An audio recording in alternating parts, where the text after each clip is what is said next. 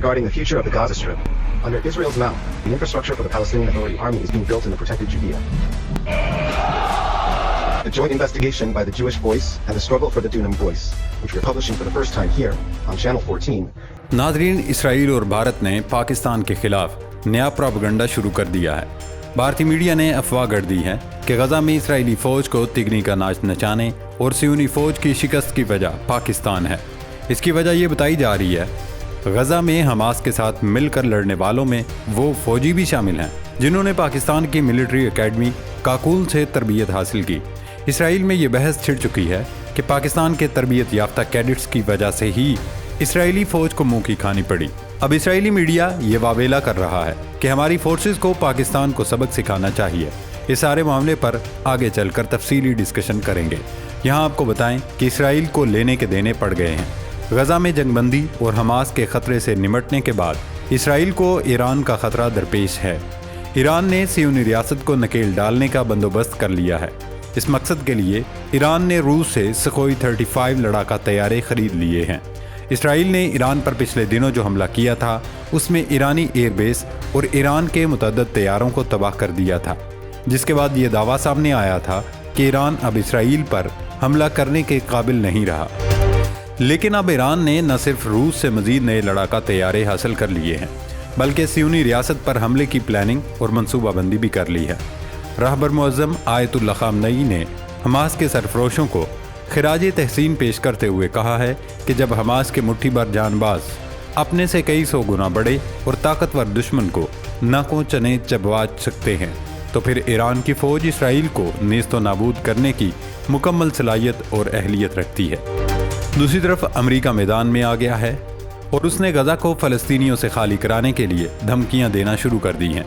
न सिर्फ Donald Trump बल्कि उनके लगाए वज़ीर ख़ारजा मार्को रूबियो ने मिस्र पर जोर दिया है कि वो फ़लस्तीनियों को अपने मुल्क में बसाए, लेकिन फ़िलहाल मिस्र ने उसे रिजेक्ट कर दिया है।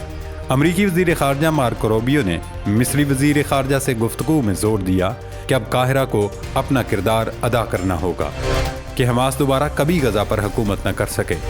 सदर डोनाल्ड ट्रंप ने मिस्र और उर्दन को मज़ीद फ़लस्तीनियों को अपने मुल्क ले जाने की तजवीज़ दी थी। इस मामले पर मज़ीद गुफ्तगू के लिए मार्को रूबियो ने मिस्री हम मनसब को फ़ोन घुमाया। डोनाल्ड ट्रंप ने हफ्ते के रोज़ गजा को मुकम्मल खाली करने का मंसूबा पेश किया था। इस तजवीज़ से फ़लस्तीनियों का ये खौफ और ख़दशा दुरुस्त साबित हुआ कि उन्हें मुस्तकिल बुनियादों पर अपने घरों को छोड़कर दरबदर होना पड़ेगा। सहाफ़ी ने जब अमरीकी सदर से ये सवाल किया कि गजा बासियों को मिस्र या उर्दन भेजना मुस्तकिल हल है या महज आर्जी तौर पर ऐसा किया जाएगा, इसके जवाब में डोनाल्ड ट्रंप ने कहा था कोई भी हो सकता है।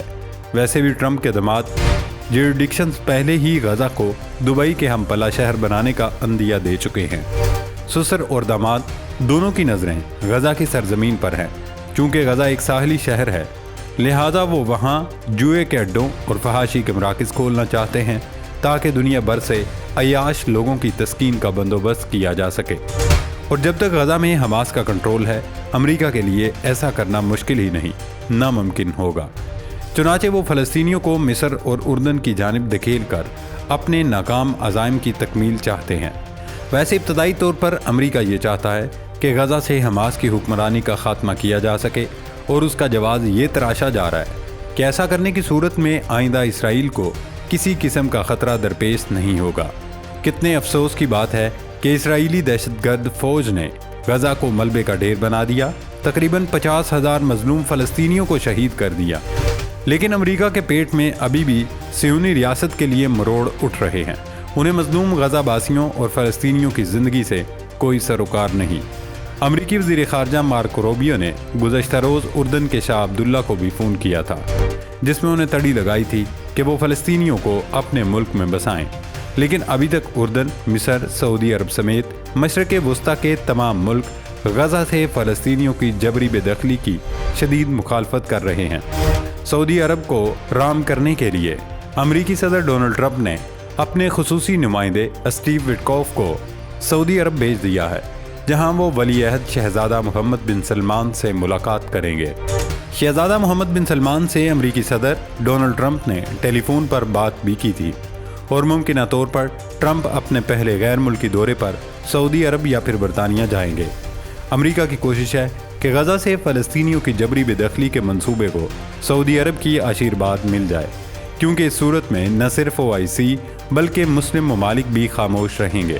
لیکن ایک بات تو طے ہے، اگر پوری امت خاموش بھی رہے تو ترکیہ اور پاکستان ضرور اس مسئلے پر اپنی آواز بلند کریں گے، اور سعودی عرب کا یہ گناؤنا کردار تاریخ میں سیاہ لفظوں میں لکھا جائے گا۔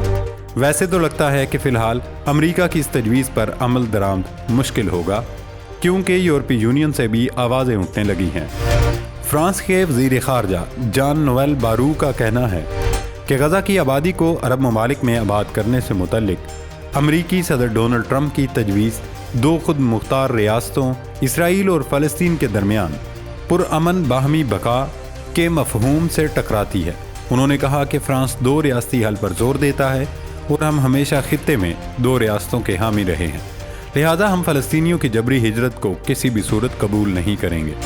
فرانس کے وزیر خارجہ نے اپنے بیان میں کہا، مصر اور اردن ہمیشہ یہ باور کراتے رہے ہیں کہ وہ اس طرح کے حل کے خلاف ہیں۔ ناظرین، حماس کے بعد لگتا ہے کہ ایران نے بھی اسرائیل کو سبق سکھانے کی تیاری کر لی ہے۔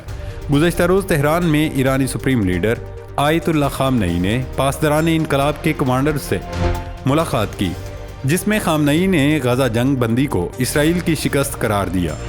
ان کا کہنا تھا چھوٹے اور محدود سے غزہ نے صہیونی حکومت کو گھٹنے ٹیکنے پر مجبور کر دیا اور ہتھیاروں سے لیس صہیونی حکومت کو غزہ میں جنگ بندی کرنی پڑی، جبکہ اسے امریکی حمایت بھی حاصل تھی۔ انہوں نے حماس کے سرفروشوں کو خراج تحسین پیش کرتے ہوئے کہا کہ یہ مزاحمت کا کمال ہے۔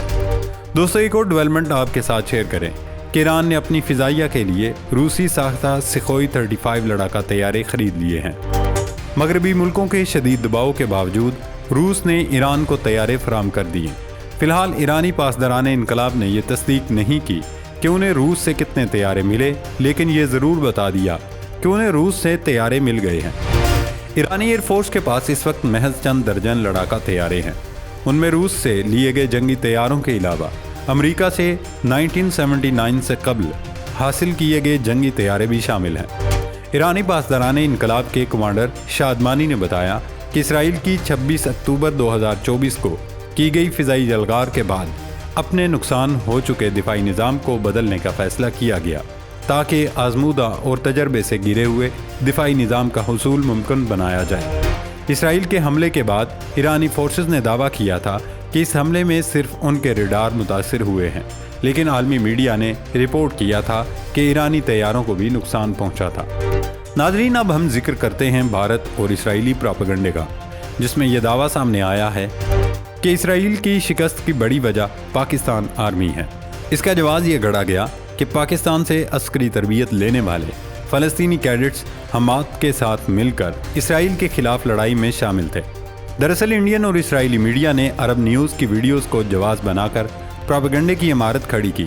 عرب نیوز نے اپنی رپورٹ میں پاکستان ملٹری اکیڈمی کاکول میں تربیت حاصل کرنے والے فلسطینی کیڈٹس کو دکھایا تھا، لیکن یہ کوئی پہلی بار نہیں ہے کہ PMA کاکول میں فلسطینی کیڈٹس کو تربیت فراہم کی گئی ہو۔